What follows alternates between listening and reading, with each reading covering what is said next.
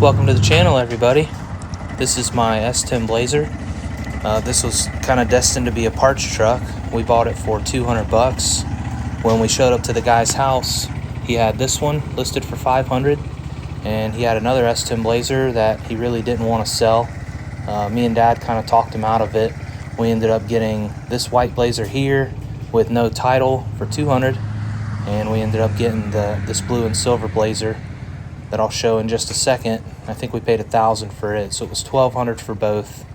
We went and picked those up, and it kind of just sat out at Dad's. Both of them really did, but the white one I had kind of claimed. I threw that money in, so I said I'll take the white one. Didn't really know what I was going to do with it. I knew I wanted to put a small block in it eventually, or an LS, and I ended up getting a small block and a turbo 350 from a project that we were working on.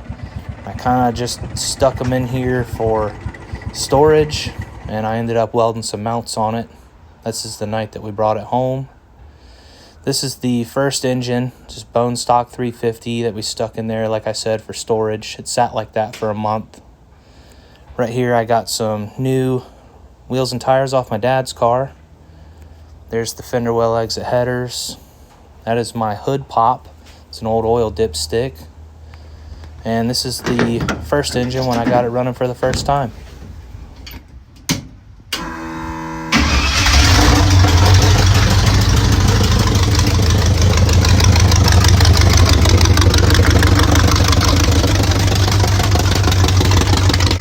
Can't really tell in this video, but it's echoing real bad off the firewall.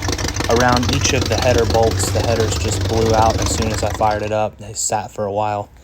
This is a drive shaft that I made, cut it down myself. This is Colton out late working on it. And this is it sitting out in the yard after it runs and drives on its own. I thought it was looking pretty good. This is before I got my new wheels. Fast forward to a couple of months later, we did a little bit of street testing, not much at all, like 1 or 2 hits. Motor sounded okay, but just needed a little more power, and I ended up getting a deal on a really nasty 355. So this is me pulling that motor out. I left the transmission in the Blazer this time, so see how it goes. Well, that took all of about 3 minutes. I was a little vague with my last video clip there. I bought the Blazer for 200 bucks. I know I mentioned that, but it was full interior, absolutely trashed. The front brakes were locked up, so they were gone. Me and Colton put tubular uppers. We put Nicky Bobby 1-inch extended ball joints on it, and some 9010 shocks I had laying around. We used the factory radiator. We just moved it forward up underneath the core support there. So I cut this little access hole for the radiator cap. And, my buddy's dad built these motor mounts for his S10 a long time ago, and I boogered some welds up on the frame there. I did it while the motor and the headers were in, so it was kind of tight. But I kind of wish I would have done like something a little better, but they did work, so they're good. And last time me and Colton pulled the motor and trans out of the Camaro, we were going to try to split the motor and trans, and we could not for the life of us get the converter bolts out. But this time on the lift I got them. So hey, you got to pull the steering shaft out to get the headers out. But other than that, these Schoenfield fender headers from Jegs, like 550 bucks, they work absolutely perfect. So universal type homemade motor mounts, Schoenfield headers, a little bit of front suspension work. I had to put the Blazer up on the lift a little bit because the arms of the hoist wouldn't clear, the control arms. But yeah, this thing's got the old wheels and tires off my dad's car, the old fronts, kind of just some plain Jane ones. And these are dad's old 26 10.5s, and I bought these wheels off Jegs for like 55 bucks a piece. But you can see I've got the interior's completely stripped. There's just one seat in it. It's not really cleaned up or anything. This is the fuel cell. It's like a 5-gallon fuel cell just mounted up under the frame, and there's an electric fuel pump with a regulator. batteries inside here. It's got a switch panel, a couple of relays, and distribution blocks. And it's just got the necessities on the gauges. It's a really plain Jane. We were going for super light, and we got it pretty light. There's still some more weight we can take out of the doors because there's still power. So I want to cut them up and put manual window regulators in them, which I have some. So got that to do. And then yeah, I guess guy's gonna come pick up his motor. I'm gonna throw the hood back on this thing and probably stick it out in the yard somewhere. And then once I get it back up here, I'll clean it up. I'll pressure wash the engine bay a little bit. And then the next clip will probably be us putting the new engine together. So it's a 12-to-1 compression engine if you use 62 cc combustion chamber heads, which I have. So it'll be pretty close to 12-to-1. It's a 30 over. It's a crate motor that came out of a really nice car, super low miles, and it's got hyper-eutectic pistons. It's a 4-bolt main, so I'll actually be able to hit this thing with some nitrous eventually. But this is literally just a super budget blazer that I've used nothing but used parts off of, and it ripped pretty good. Stock rear end is welded. I built my own drive shaft for it. It's got a stock turbo 350 in it. Never ran it at the track, don't have any times or anything like that, but that's gonna change soon. See you on the next clip. Finally got some 28s for the front of this thing and some skinnies. And here's the new motor after it was installed. It's looking really good.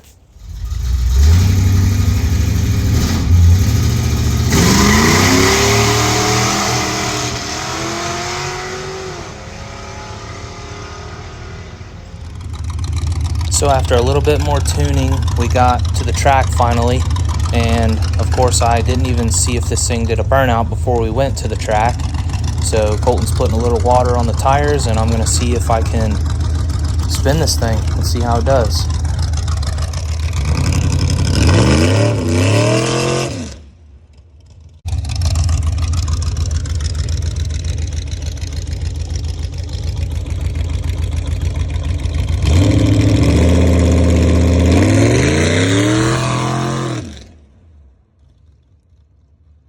Alright guys, pulling up for my first hit in the Blazer.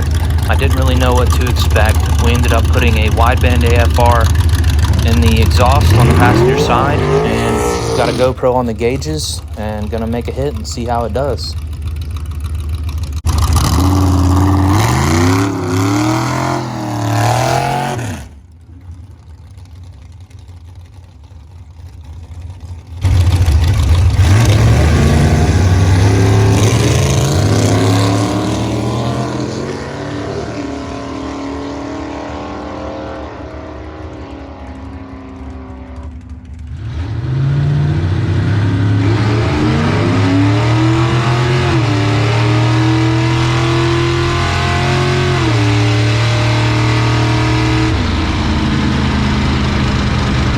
Alright, there it is. First test pass in the Blazer. 188 60 foot, 323 gear is kind of holding me back there a little bit, but it went a 820 at 85 miles an hour. So pulling up for my second pass here, I wanted to leave at a little bit higher RPM, and it kind of fit me.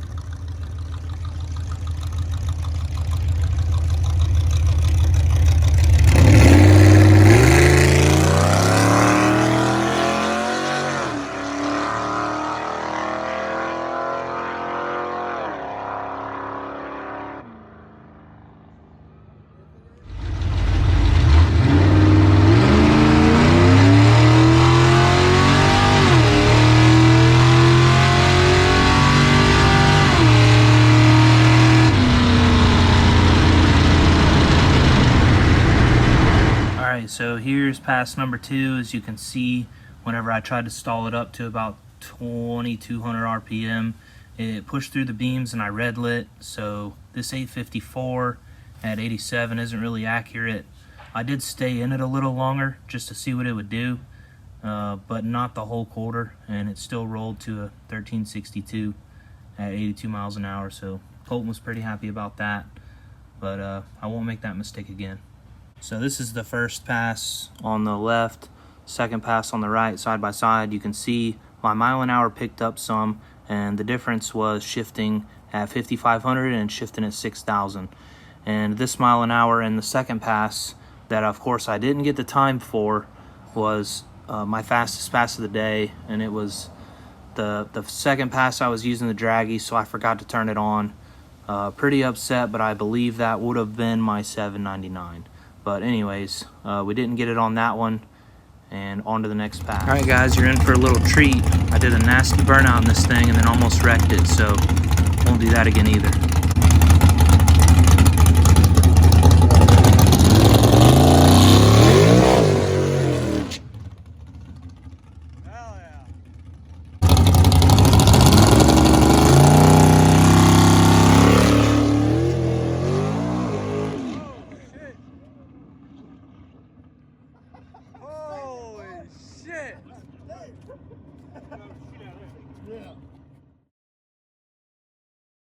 Well, that was a hell of a ride. I was strapped in tight, and whenever I'm looking at the track, I'm strapped in real tight, helmet's on. I just saw the track like lean like that, and I was like, oh my god, I'm about to wreck this thing. Thankfully I didn't. Got back to the pit safe. It was pretty scary. I guess it could have been a lot worse, of course, but got lucky. It was fun, but we should have been better about our tire pressure and things like that, especially with like not having that car completely figured out yet. I probably shouldn't have been driving it, but maybe next time Larry will have it dialed in. So tighten up, Larry. I mentioned I cut out like 2 minutes after the burnout. There was a little bit of water in front of us. We're pretty sure that little S10 that ran in front of us put some water down on the track, and they were basically saying that that's why it kicked out like that. So they said it wasn't my fault. I felt really bad about it. Felt like I did something wrong. Larry assured me that I didn't, and that I did a good job. He said that, you know, of course, not a lot of people can recover from something like that. So it was cool that I saved it, but sketchy, of course.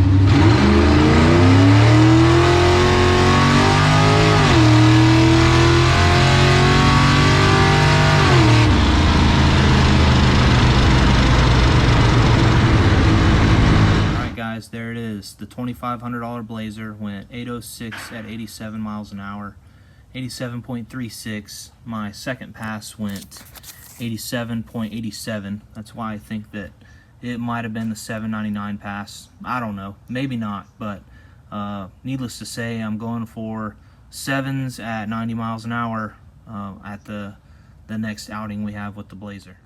So I'm sitting here editing this video and kind of wanted to close it out. That is the transmission that we just raced the Blazer with. It was, you know, it's a bone stock unit. Obviously, it's pretty old. It came out of that Camaro. It shifted all right, but I just got this. Got it strapped up, ready to go. Besides, when I pulled the dipstick out, it shot fluid out. So I got an evacuation pump from a buddy. It's the same long-tail turbo 350 like that was in it. But this one here was in my buddy's truck about 2 weeks ago, and it chirped second like every shift, chirped third, and it's just a really good trans. So it's got the same converter that we had in there. It's like a 3200 stall. I think it's a bit much for the camshaft, but it's kind of all I got right now. So anyways, I also got a new shifter and cable, so this thing will have a nice pistol grip, and I made a mess. But the other thing I'm going to do is get a new drive shaft made. So like I said in the video earlier, man, I just wanted to get this thing driving, so I shortened this myself, beveled it and welded it real good. I mean, it held up, didn't break, but I'm gonna get a actual drive shaft made for this thing where it's balanced. I honestly think that with this transmission and a new drive shaft, with it being a little bit smoother at 80 plus, I think that alone will make this thing go another mile an hour or so to get a 7 at 90, almost 90 at least. But anyways, new trans going in today. It's Saturday. That dog's out here and we're just hanging out. So closing this video out, thank you guys for watching. Today it's like the 14th of February, and no, it's the 15th. Last night was Valentine's. I am planning on going to the track next Sunday, which will be the 23rd. I'm gonna go to Atmore and hopefully click off some good times. That's my plan. So I'll video that. If you guys enjoy this video, let me know. I'm planning on kind of doing the same style video. Of course, it won't have all the clips like the beginning of this one had, because I've been saving those clips for, better part of a year. So anyways, super happy I got to go race the Blazer. It was fun. It was good seeing my old buddy, and we had a good time up there, and we'll be ready to go for the next time. So see you all in the next video.